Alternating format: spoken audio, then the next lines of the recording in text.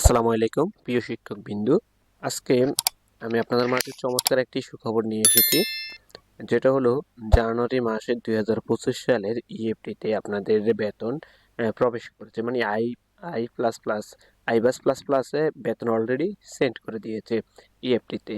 তো এই বিষয়টা আপনারা দেখার জন্য অবশ্যই আপনাদের এই প্রধান শিক্ষকের এমএসআইডিতে গিয়ে এমপিও ইএফটি এতে ক্লিক করবেন। এতে ক্লিক করার পরে ইউজার আইডি দিবেন এবং পাসওয়ার্ডটি দিবেন। পাসওয়ার্ড দেওয়ার পরে আপনার ইএফটিতে প্রবেশ করবেন ঠিক এরকম আসবে পেমেন্ট স্ট্যাটাস। পেমেন্ট স্ট্যাটাসে ক্লিক করলে আপনারা এখানে 2024-25 সিলেক্ট করবেন। সিলেক্ট করার পরে মান্থ থেকে এখানে জানুয়ারি মাসটা ক্লিক করবেন। জানুয়ারি মাসটা ক্লিক করার পরে লোডে ক্লিক করবেন। লোডে ক্লিক করার পরে আপনারা দেখতে পারবেন জানুয়ারি মাসের সকল এই আপনার যে প্রতিষ্ঠানের প্রধান শিক্ষকের আন্ডারে যতগুলা ইউজার আইডি, প্রধান শিক্ষকের আন্ডারে যতগুলো টিচার বা স্টাফ আছে, সকলের পেমেন্টেই প্রদান করা হয়েছে। প্রথমে এই ধাপে যেটা ডিসেম্বর মাসে যে বেতনটা দেওয়া হয়েছে সেটা বিভিন্ন ধাপ লটে দেওয়া হয়েছে, যেমন লট 1, লট 2, লট 3, লট 4। এবং এটা কিভাবে দেখা হয় সেটা আমরা গত ভিডিওতে দেখিয়েছি, আপনারা চাইলে উপর আই বাটনে ক্লিক করে দেখে আসতে পারেন।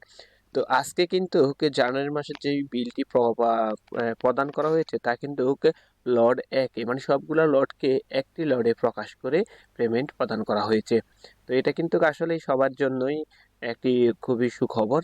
তবে এটা দেখে, এই পেমেন্ট পদ্ধতি দেখে আপনারা যারা এখনো আনন্দ উপভোগ করতেছেন, যে হয়তো বা অনেকে ভাবতেছেন হয়তো বা যে আপনার ভুল থাকাতে আপনার আর আবেদন করার প্রয়োজন হবে না, কিন্তু না, আপনাকে অবশ্যই আপনার যেটা ভুল আছে সেটাকে আইডেন্টিফাই করে আপনাকে অবশ্যই আপনার এমপিও শিটে বা এই সংশোধন করে নিতে হবে।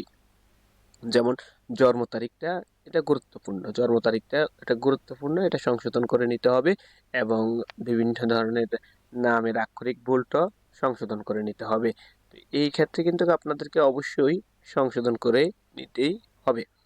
তো যারা এখনো এই সংশোধনের পদ্ধতি আগান নাই তারা কিন্তু চান আপনাদের যে আগামী 6 মার্চের ভিতরেই এ উপজেলায় পদ্ধতির মাধ্যমে সংশোধন করতে হবে, সেভাবে আপনাদেরকে ধাপে ধাপে সংশোধন প্রক্রিয়াটা অবলম্বন করে সংশোধন কাজটা চালিয়ে নিতে হবে।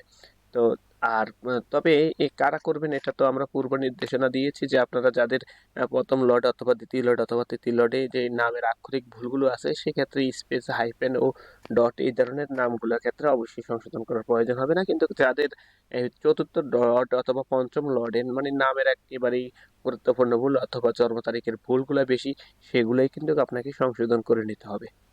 আশা করি আপনারা বুঝতে পারছেন। এবং আজকে যে আপনি যদি আপনার প্রধান শিক্ষকের আইডিতে গিয়ে দেখে নেন, তাহলে আপনারা দেখতে পারবেন যে আপনার বেতনটা পেয়েছেন কিনা। তো আজকে এই পর্যন্তই, দেখা হবে পরবর্তীতে অন্য কোনো বিষয় নিয়ে। সে পর্যন্ত সকলেই ভালো থাকবেন। এবং এই চ্যানেলটি ভালো লেগে থাকলে আপনার সহপাঠীর সাথে শেয়ার করবেন এবং সাবস্ক্রাইব বাটন অবশ্যই একটি ক্লিক করে যাবেন। প্রতিনিয়ত আপডেট খবরগুলো আপনাদের মাঝে তুলে ধরবো এবং সাথে পড়াশোনাটাও চালিয়ে নেব।